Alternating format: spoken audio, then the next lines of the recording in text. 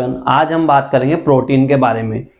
Protein क्या होता है, इसके क्या क्या फंक्शंस होते हैं हमारे बॉडी के अंदर, ये हमारे लिए कितना जरूरी है और ये हमें कहाँ से मिलेगा। अगर प्रोटीन हमारे शरीर में नहीं होता है तो हमें कौन कौन सी बीमारियां हो सकती है, ये सारी चीजें आज हम इसमें कवर करेंगे। तो आइए समझते हैं प्रोटीन को। सबसे पहले प्रोटीन की डेफिनेशन की प्रोटीन क्या होता है। तो protein is a biomolecule which is made of carbon, hydrogen and nitrogen. Protein एक बायोमोलिक्यूल से एक अणु है जो कि हाइड्रोजन, कार्बन और नाइट्रोजन से बने होते हैं। कुछ प्रोटीन फास्फोरस से भी बने होते हैं, फॉस्फेट प्रोटीन भी कुछ होते हैं बने हुए। उसके बाद आता है they are first major components of macronutrients. ये फर्स्ट मेजर कंपोनेंट्स है, यानी कि मैक्रोन्यूट्रिएंट्स जो जिनकी हमारे शरीर को अधिक मात्रा में आवश्यकता होती है, ऐसे पोषक तत्वों में सबसे फर्स्ट होता है, नंबर 1 पे आता है प्रोटीन की। हमें सबसे ज्यादा रिक्वायरमेंट होती है। फर्स्ट प्रोटीन होता है, सेकंड होता है हमारा फैट एंड थर्ड होता है हमारा कार्बोहाइड्रेट, जो कि हम पहले कार्बोहाइड्रेट की वीडियो में इसको कवर कर चुके हैं। नेक्स्ट हम देखेंगे व्हेन 2 और मोर मॉलिक्यूल्स, यानी कि एक और एक से अधिक molecules of amino acids, amino acids के एक और एक से अधिक मॉलिक्यूल्स बनके क्या होते हैं, जब बनते हैं तो वो कहलाता है प्रोटीन। अमाइनो एसिड्स क्या होती है हम इसी वीडियो में आगे देखेंगे डिटेल में। तो क्लासिफिकेशन ऑफ प्रोटीन आता है इसके बाद, यानी कि प्रोटीन को कितने भागों में वर्गीकृत किया गया है, किन किन प्रकार का प्रोटीन होता है। तो आइए हम इसको देखते हैं। तो बेस्ड ऑन स्ट्रक्चर, यानी कि संरचना के आधार पर प्रोटीन दो प्रकार का होता है। एक होता है हमारा फाइब्रस प्रोटीन, दूसरा होता है ग्लोब्यूलर प्रोटीन। फाइब्रस प्रोटीन जो कि रेशेदार, जो कि रेशों से बना होता है, जैसा कि हम देख सकते हैं they are long thin fibre, यानी कि एक लंबे, थिन यानी कि पतले रेशे होते हैं, लाइक स्ट्रक्चर, फाइबर के स्ट्रक्चर के। सो it is called fibrous protein. Fibrous protein इस टाइप का होता है, हम एक डायग्राम से इसको समझ सकते हैं।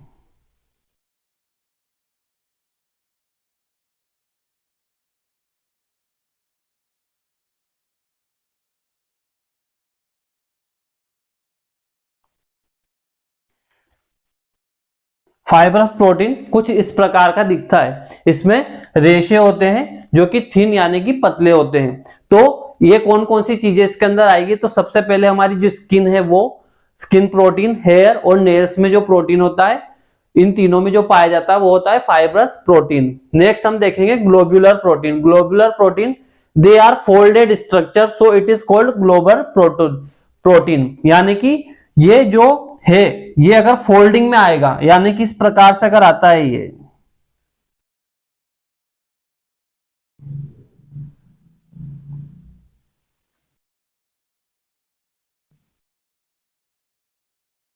अगर ये इस प्रकार से आएगा, यानी कि इसमें क्या है, ये स्ट्रेट है और इसमें फोल्डेबल होता है। तो फोल्डेबल अगर है तो ये कहलाएगा हमारा ग्लोबुलर प्रोटीन, जो कि ट्रिप्सिन और पेप्सिन ये दोनों चीजें इसके अंदर आती है।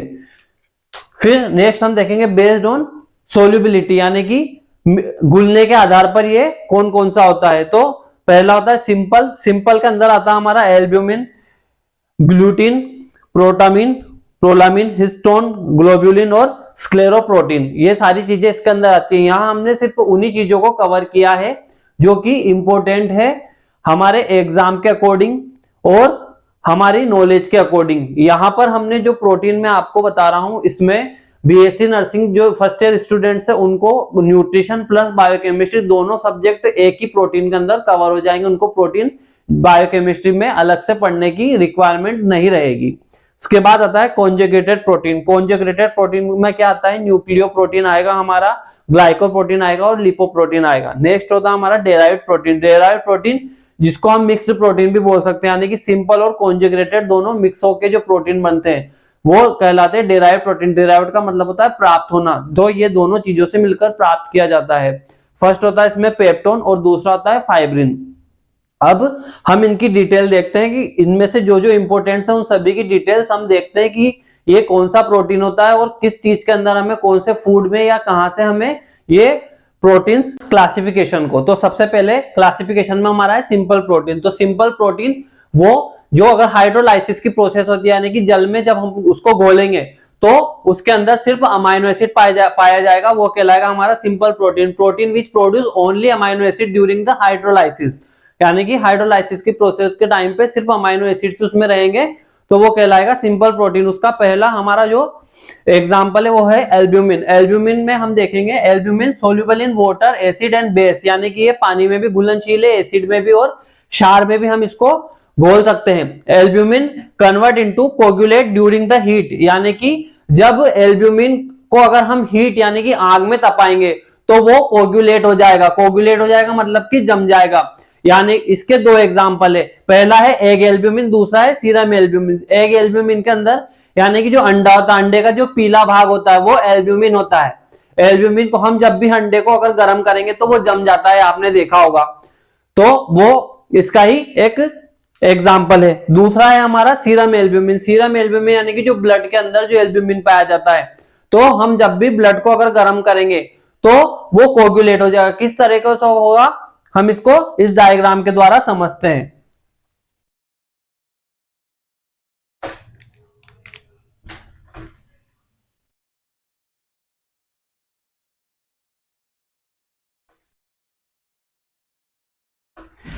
ये हमारी परख नली है जिसके अंदर हम ब्लड डालेंगे, तो वो ब्लड जो रहेगा तो यहां पे आएगा हमारा सीरम,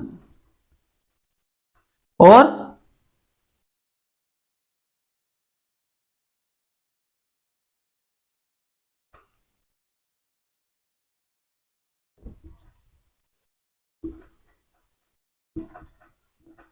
जब हम इस ब्लड को गर्म करेंगे तो हीट देंगे अगर, तो इस हीट से ये कोगुलेट हो जाएगा। तो ये वाला पार्ट जो ये है कोगुलेट, ये सीरम से अलग हो चुका है। तो ये है हमारा सीरम एल्ब्यूमिन। नेक्स्ट आता है इसमें ग्लूटिन। ग्लूटेन जो यानी कि ग्लूटेन जो पाया जाता है हमारे गेहूं के अंदर, इनसोल्यूबल इन वाटर, ये पानी के अंदर इनसोल्यूबल मतलब अघुलनशील होता है, but it is soluble in acid and base, यानी कि अम्ल और क्षार के अंदर ये घुलनशील होता है। इसका एग्जांपल है व्हीट। ये गेहूं के अंदर ही सिर्फ ग्लूटेन पाया जाता है। आपने देखा होगा कि गेहूं आटा दो प्रकार का आता है, एक होता है ग्लूटेन फ्री और एक होता है विद ग्लूटेन। तो इसमें से ग्लूटेन को अगर अलग कर दिया जाता है तो वो आटा कहलाता है ग्लूटेन फ्री। तो ये सिर्फ गेहूं के अंदर पाया जाता है। इसके बाद हम देखेंगे प्रोलामिन। तो prolamin insoluble in water and found in wheat, ये भी गेहूं के अंदर पाया जाता है और पानी के अंदर अघुलनशील होता है। इसके बाद आता है हिस्टोन प्रोटीन। हिस्टोन प्रोटीन भी हमारा सिंपल प्रोटीन का ही एक पार्ट होता है। तो सोल्यूबल इन वाटर, ये वाटर के अंदर सोल्यूबल होता है। इसका एग्जांपल है हीमोग्लोबिन जो हमारे ब्लड के अंदर पाया जाता है। नेक्स्ट है हमारा दूसरा कंजुगेटेड प्रोटीन। तो कंजुगेटेड प्रोटीन क्या होता है? Protein which is made up of different amino acids, यानी कि अलग अलग प्रकार के अमाइनो एसिड से बना होता है। एंड ऑल्सो है सम एडिशनल प्रॉपर्टी, कुछ इसमें एडिशनल कुछ अलग से भी तत्व पाए जाते हैं। ऑन हाइड्रोलाइसिस, जब हम इसको पानी में घुलनशील करेंगे, घोलेंगे, पानी की प्रोसेस करेंगे, this yield mixture of amino acids and non protein parts, यानी कि अमाइनो एसिड्स और नॉन प्रोटीन पार्ट्स दोनों का मिक्सर क्या कहलाता है? कंजुगेटेड प्रोटीन कहलाता है। कंजुगेटेड प्रोटीन का हमारा जो एग्जांपल है वो है न्यूक्लियो प्रोटीन्स। न्यूक्लियो प्रोटीन्स जो कि सेल मेम्ब्रेन के अंदर पाया जाता है। दिस इज वाटर सोल्यूबल, यानी कि पानी में घुला हुआ रहता है। And it has special phosphate groups, इसमें फॉस्फेट ग्रुप्स भी इसके साथ मिले होते हैं। सेल न्यूक्लियस जो रहती है हमारी, जो सेल मेम्ब्रेन जो कि केंद्रक, जो कोशिका की केंद्रक जो होता है वो किससे बना होता है? न्यूक्लियो प्रोटीन का एक एग्जांपल है। इसके बाद है हमारा ग्लाइकोप्रोटीन। ग्लाइकोप्रोटीन यहां नाम से ही समझ में आ रहा है, ग्लाइको का मतलब होता है शुगर या कार्बोहाइड्रेट और प्रोटीन का मतलब प्रोटीन। तो कार्बोहाइड्रेट विद प्रोटीन, यानी कि ऐसा प्रोटीन जो कार्बोहाइड्रेट से मिलकर बना होता है वो हमारा कहलाता है glycoprotein. Upper part of egg, अंडे का जो ऊपरी भाग होता है, जो सफेद वाला पार्ट होता है, वो ग्लाइकोप्रोटीन का एग्जाम्पल है। नेक्स्ट हमारा लिपोप्रोटीन। लिपोप्रोटीन मतलब लिपिड्स का मतलब होता है फैट्स और प्रोटीन, यानी कि जो फैट से मिलकर जो प्रोटीन बना होता है वो कहलाता है लिपोप्रोटीन्स। इसके बाद थर्ड है हमारा डेराइव्ड प्रोटीन। डेराइव्ड प्रोटीन का मतलब जैसे भी हमने पहले बताया कि जो मिक्स होता है, यानी कि सिंपल और कॉन्जुगेटेड दोनों को मिलके जो प्रोटीन बने होते हैं वो कहलाते हैं derived proteins. These are derived from simple and conjugated protein. तो ये इसके एग्जांपल है पेप्टोन्स और फाइब्रिन। तो ये था हमारा क्लासिफिकेशन। अब हम देखेंगे प्रोटीन के फंक्शंस कौन कौन से। प्रोटीन का फंक्शन है हेल्पफुल इन बॉडी बिल्डिंग, यानी कि हमारे शरीर को बनाने के लिए, हमारे शरीर की बनावट के लिए सबसे ज्यादा जरूरी हेल्पफुल प्रोटीन होता है। दूसरा है these are essential for proper growth and development, मतलब हमारे शरीर की ग्रोथ एंड डेवलपमेंट के लिए, मतलब वृद्धि और विकास के लिए भी प्रोटीन की बहुत ज्यादा रिक्वायरमेंट होती है। उसके बाद it help to repair muscles and damage tissue. अगर हमें हमारे मसल्स, जो हमारी मांसपेशियां है वो डैमेज हो जाती है, हमारे शरीर के अंदर जो टिश्यू डैमेज हो जाता है उनको वापस रिकवर करने का काम भी प्रोटीन करता है। उसके बाद it help in reducing fat and losing weight, यानी कि फैट को रिड्यूस करने का काम भी ये करता है, फैट बर्न करने का काम भी प्रोटीन करता है, और वेट को भी लॉस करता है यानी कि कम करता है। उसके बाद they act as enzyme that catalyse chemical reaction, ये एक एंजाइम के तौर पर भी काम करते हैं जो catalyse process, chemical reaction, catalyse का मतलब होता है किसी भी चीज को बूस्टअप करना, यानी कि खाने का मेटाबॉलिज्म करने के लिए भी हमें कई प्रकार के एंजाइम्स की रिक्वायरमेंट रहती है। तो ये क्या करते हैं, वो कैटालाइज प्रोसेस में हेल्प करते हैं। उसके बाद दे प्रोटेक्ट अगेंस्ट डिजीज, ये हमें कई प्रकार की बीमारियों से बचाता है। किस प्रकार से बचाएगा, हमारी इम्यूनिटी पावर को बढ़ाकर हमें बहुत सारी बीमारियों से बचाने का काम भी प्रोटीन करता है, और प्रोटीन की कमी से कई प्रकार की समस्या होती है उनसे भी ये बचाता है हमें। उसके बाद helping in immunity, immunity power को बढ़ाने में और बूस्टअप करने में प्रोटीन की सबसे अधिक जरूरत होती है। उसके बाद major sources of energy, energy का एक मेजर सोर्सेस है, कार्बोहाइड्रेट के बाद सेकंड मेजर सोर्सेस है हमारा प्रोटीन। इसके बाद हम देखते हैं इसके सोर्सेस, यानी कि हमें कहां कहां से प्राप्त हो पाएगा। तो सबसे पहले पल्सेस, पल्सेस मतलब कि सभी प्रकार की दालें, सोयाबीन, मूंग, अरहर, इसके अलावा जितनी प्रकार की सारी दालें होती है उन सभी में हमें प्रोटीन अच्छी मात्रा में मिलता है। इसमें प्रोटीन सबसे ज्यादा हमें 100 ग्राम के अंदर, 100 ग्राम सोयाबीन के अंदर हमें 36 से लेके 43 यानी कि 36 से लेके 43 ग्राम तक प्रोटीन अकॉर्डिंग टू सोयाबीन की क्वालिटी के अकॉर्डिंग हमें इसमें मिल जाता है। वेजिटेरियन का सबसे अच्छा सोर्सेस हमारा सोयाबीन है, कि सब वेजिटेरियन फूड में सबसे अच्छा सोर्सेस प्रोटीन का सोयाबीन ही होता है। और मूंग के अंदर हमें 100 ग्राम में 25 ग्राम प्रोटीन आराम से मिल जाता है। प्रोटीन की मैं आपके लिए एक पूरी टेबल बना दूंगा नेक्स्ट वीडियो में, जिससे आपको पता चल जाएगा कि किस फूड के अंदर कितना प्रोटीन होता है। उसके बाद सीरियल, सीरियल्स का मतलब होता है अनाज, जितने भी प्रकार के अनाज है उन सभी में, जैसे कि व्हीट यानी गेहूं, मेज मतलब मक्का, राइस, चावल और बाजरा, ज्वार, इन सभी में भी प्रोटीन की अच्छी मात्रा में, भरपूर मात्रा में होता है। उसके बाद होता है नट्स, ग्राउंड नट्स यानी कि मूंगफली जो रहती है उसमें भी अच्छा प्रोटीन होता है। 100 ग्राम मूंगफली के अंदर हमें 20 से लेकर 25 ग्राम तक प्रोटीन मिल जाता है। नेक्स्ट है हमारा एनिमल सोर्सेज, यानी कि जानवरों के द्वारा हमें ये प्राप्त हो सकता है। किस प्रकार से, मिल्क, भैंस का दूध, गाय का दूध और बकरी का दूध, इन सभी दूध में प्रोटीन अच्छी मात्रा में होता है। उसके बाद एग्स यानी कि अंडे, अंडे में भी जो अमाइनो एसिड्स रहते हैं उसमें से एसेंशियल 9 अमाइनो एसिड जो हमारे शरीर के लिए जरूरी है उसमें से 7 हमें अंडे में ही मिल जाते हैं। उसके बाद मीट, फिश, जितने भी नॉन वेज चीजें होती हैं उन सभी के अंदर भी हमें प्रोटीन भरपूर मात्रा में मिल जाता है। उसके बाद होता है मिल्क प्रोडक्ट्स, मिल्क प्रोडक्ट्स जो दूध से बनी चीजें, पनीर, बटर, दही, छाछ, इन सभी में प्रोटीन अच्छा होता है। उसके बाद फ्रूट्स, फ्रूट्स यानी कि मैंगो और बनाना, एक केले के अंदर भी हमें आराम से 3 से लेके 3.5-4 ग्राम तक प्रोटीन आराम से मिल जाता है। तो ये था हमारा फंक्शंस और सोर्सेज, यानी कि क्या क्या इसके फंक्शंस होते हैं और कौन कौन से सोर्सेज है, कहां कहां से हमें प्राप्त होगा, ये चीजें हमने इसमें कवर की है। अब हम देखते हैं कि इसकी डेली रिक्वायरमेंट कितनी होती है, प्रोटीन से रिलेटेड कुछ और इंपॉर्टेंट फैक्ट्स हम आगे देखते हैं। प्रोटीन की डेली रिक्वायरमेंट यानी कि हमें दिन भर में कितना प्रोटीन लेना चाहिए, और इसके प्रोटीन की डेफिशिएंसी यानी कि प्रोटीन की कमी से कौन कौन सी बीमारियां हमें हो सकती है। तो सबसे पहले हम देखेंगे प्रोटीन की रिक्वायरमेंट। तो एक एडल्ट पर्सन में, या वो मेल हो या फीमेल हो, अगर कोई वयस्क व्यक्ति है जो महिला या पुरुष है, तो उसको डेली रिक्वायरमेंट जो प्रोटीन की होती है पर केजी पर ग्राम, यानी कि जितना उसका वजन है उसके हिसाब से पर ग्राम, यानी कि किसी व्यक्ति का वजन अगर 60 किलो है तो उसको 60 ग्राम प्रोटीन की डेली रिक्वायरमेंट रहती है। इसके अलावा कुछ स्पेसिफिक कंडीशन में प्रोटीन की रिक्वायरमेंट अलग अलग हो जाती है, जैसे कि बच्चों में प्रोटीन की रिक्वायरमेंट थोड़ी ज्यादा होती है, क्योंकि प्रोटीन ग्रोथ एंड डेवलपमेंट का काम करता है। तो छोटे बच्चों को ग्रोथ एंड डेवलपमेंट में प्रोटीन की आवश्यकता अधिक होती है, तो उनका थोड़ा सा चेंजेस रहता है। उसके अलावा प्रेगनेंसी में या लैक्टेशन, जब माता अगर बच्चों को दूध पिलाती है तो उस कंडीशन में प्रोटीन की रिक्वायरमेंट थोड़ी सी ऊपर नीचे हो जाती है, तो हम समझते हैं। तो सबसे पहले ड्यूरिंग प्रेगनेंसी यानी कि प्रेगनेंसी के समय में 10 ग्राम पर डे एडिशनल, यानी कि अगर कोई महिला जो कि 60 किलो की है तो उसको 60 ग्राम प्रोटीन की रिक्वायरमेंट तो थी ही सही, उसके अलावा उसमें 10 और प्लस करके आने की उसको प्रोटीन जो है वो 70 ग्राम डेली लेना पड़ेगा, क्योंकि 10 ग्राम प्रोटीन उसको बच्चे के लिए, जो गर्भ में बच्चा पल रहा है उसके लिए भी रिक्वायरमेंट रहती है। नेक्स्ट है ड्यूरिंग लैक्टेशन, जब महिला स्तनपान कराती है, माँ को मतलब बच्चों को दूध पिलाती है, उस टाइम पे उसको 15 ग्राम पर डे एडिशनल यानी कि 15 ग्राम बढ़ जाता है। तो वही महिला जिसका वजन 60 किलो था, 60 ग्राम उसको प्रोटीन की रिक्वायरमेंट थी, तो 15 और बढ़ गया तो वो हो गया 75 ग्राम यानी कि 75 ग्राम पर डे। उसके बाद इन इन्फेंट, जो 1 साल तक का बच्चा होता है एवरेज, तो उसको एवरेज 1.5 से लेके 2 ग्राम पर डे पर केजी, यानी कि उसको कम से कम 1.5 ग्राम से लेके 2 ग्राम पर केजी वेट, अगर बच्चे का वजन 3 से लेके 6 किलो तक है तो उसको लगभग 15 से लेकर 18 ग्राम तक उसको प्रोटीन की रिक्वायरमेंट रहेगी।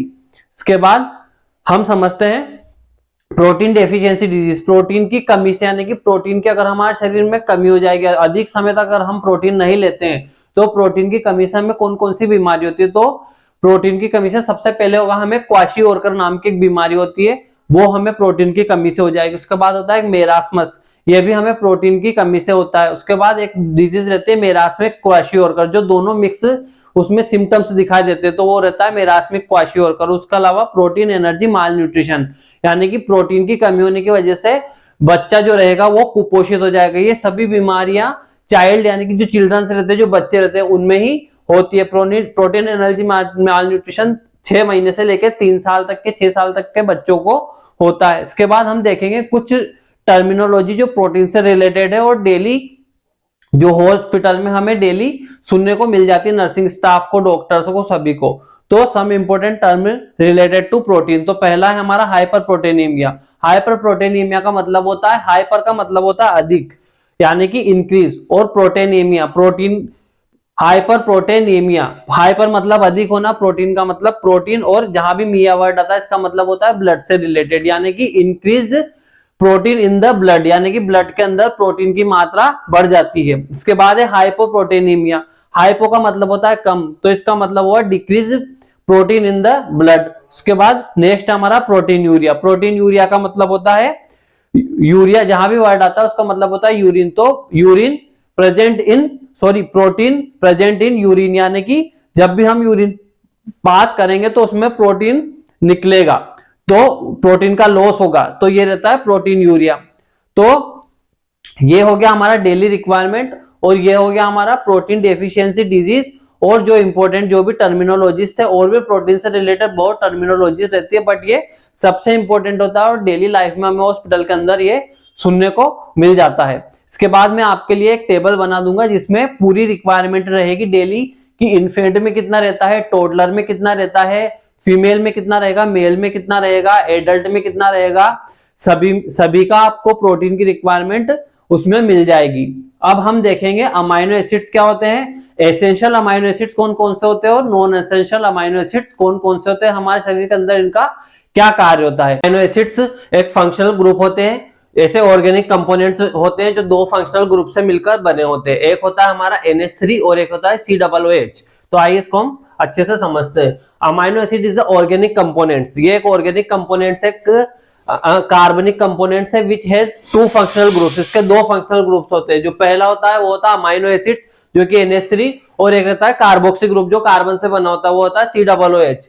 तो proteins are made up of small units, protein जो रहते हैं वो स्मॉल यूनिट्स से मिलकर बने होते हैं, जिनको भी हम क्या कह सकते हैं, अमाइनो एसिड्स कह सकते हैं। तो इसकी 2 डेफिनेशन हो गई, एक हो गई ये फंक्शनल ग्रुप से मिलकर बने होते हैं जिसमें कार्बोक्सी ग्रुप और अमाइनो एसिड NH3 और COOH दोनों से मिलकर बने होते हैं, तो वो भी अमाइनो एसिड्स कहलाते हैं। और एक आप कह सकते हो कि जो प्रोटीन के स्मॉल पार्टिकल्स होते हैं, स्मॉल जो यूनिट्स होते हैं, उनको भी हम अमाइनो एसिड्स कहते हैं। अब हम देखेंगे इसका क्लासिफिकेशन के इसको कितने भागों में वर्गीकृत किया गया है, तो इसको 2 भागों में मेनली वर्गीकृत किया गया है। तो सबसे पहला जो क्लासिफिकेशन है वो on the basis of structure, ये इसकी संरचना के आधार पर, यहां हमने कुछ एग्जांपल्स दिए हुए हैं, तो जैसे ग्लाइसिन, सेरीन, प्रोलिन और हिस्टिडीन और एस्पार्टिक एसिड, ये सारी चीजें हमारा on the basis of structure, structure के आधार पर ये अमाइनो एसिड्स आते हैं। उसके बाद आता है on the basis of synthesis in the body, यानी कि कुछ अमाइनो एसिड्स ऐसे होते हैं जो हमारे शरीर के लिए जरूरी होते हैं और कुछ होते हैं जो जरूरी नहीं होते, जो एसेंशियल और नॉन एसेंशियल अमाइनो एसिड्स उनको बोला जाता है। तो एसेंशियल अमाइनो एसिड्स जो होते हैं वो होते हैं जो हमारे शरीर के अंदर सिंथेसाइज नहीं हो सकते, मतलब हमारे शरीर के अंदर नहीं बनते, हमें बाहर इनको किसी फूड के द्वारा ही हम इनको प्राप्त कर सकते हैं। वो होते हैं एसेंशियल अमाइनो एसिड्स, जो कि हमारे शरीर के लिए जरूरी तो है पर हमारे शरीर के अंदर नहीं बनते। और एक होता है नॉन एसेंशियल अमाइनो एसिड्स, जो कि हमारी ह्यूमन बॉडी के अंदर सिंथेसाइज हो सकते हैं, बन सकते हैं, पर कम मात्रा में एडिक्वेट अमाउंट में बनते हैं। तो पहले समझते हैं हम एसेंशियल अमाइनो एसिड्स कौन कौन से। तो isoleucine, lysine, valine, leucine, histidine, थ्योरिनिन, मेथोइन, फेनेलाइन और ट्राइफोन, ये सारे अमाइनो एसेंशियल अमाइनो एसिड जो हमारे शरीर के लिए बहुत आवश्यक है। इनके बिना हमें कई प्रकार की डेफिशिएंसी हो सकती है। तो ये है नो एसेंशियल अमाइनो एसिड्स। अब देखते हैं नॉन एसेंशियल अमाइनो एसिड्स। इसके कुछ एग्जांपल है ग्लूटामेटिक एसिड, एलाइन और हाइड्रोक्सी पेलाइन, ये सारी चीजें, ब्रेलाइन, ये है नॉन एसेंशियल अमाइनो एसिड्स। अब हम देखते हैं अमाइनो एसिड्स फंक्शंस क्या है इसके। तो इसके मेन फंक्शंस है ब्रेक डाउन फूड, ये क्या करता है, फूड को ब्रेक डाउन करता है। हमारा खाना खाने के बाद शरीर के अंदर जो टूटने का काम करता है वो अमाइनो एसिड से ही होता है। उसके बाद grow and repair body tissue, यानी कि नए बॉडी टिश्यू बनाना, और जो बॉडी टिश्यू डैमेज हो चुके हैं उनको वापस से रिपेयर करने का काम भी अमाइनो एसिड्स के द्वारा ही हमारे शरीर में होता है। नेक्स्ट होता है हमारा maintain healthy skin, hair and nails, हमारे शरीर में जो हेल्थी जो हेयर है, बाल है, हमारे जो नाखून है, हमारी जो स्किन है, इसको हेल्थी बनाए रखने का काम अमाइनो एसिड्स के द्वारा ही होता है। अमाइनो एसिड्स नहीं होने से हमारे बाल जल्दी जल्दी झड़ना शुरू हो जाते हैं, सारी चीजें अमाइनो एसिड्स की वजह से ही, की कमी से ही होती है। तो ये था हमारा अमाइनो एसिड्स। तो पूरा प्रोटीन मैंने इसमें कवर कर दिया आपको, हमने इसमें फंक्शन देख लिए और प्रोटीन के सोर्सेज देख लिए, प्रोटीन की कमी से होने वाली बीमारियां, उससे इंपोर्टेंट रिलेटेड टर्म्स, कुछ जो भी इंपोर्टेंट टॉपिक थे वो, अमाइनो एसिड्स क्या होता है वो भी हमने समझ लिया। तो ये पूरा प्रोटीन आपको बीएससी फर्स्ट ईयर नर्सिंग जो स्टूडेंट्स है उनके लिए काफी बेनिफिशियल है, और ये उनको बायोकेमिस्ट्री और न्यूट्रिशन दोनों में ही कंबाइंड में वो एक ही से स्टडी कर सकते हैं। बाकी सभी के लिए बहुत इंपॉर्टेंट है। आई होप आपको वीडियो अच्छा लगा। अगर अच्छा लगा है तो इसको लाइक कीजिए, कमेंट कीजिए, शेयर कीजिए, और आप कमेंट करके बताइए कि आपको और कौन कौन से टॉपिक्स के ऊपर वीडियो चाहिए।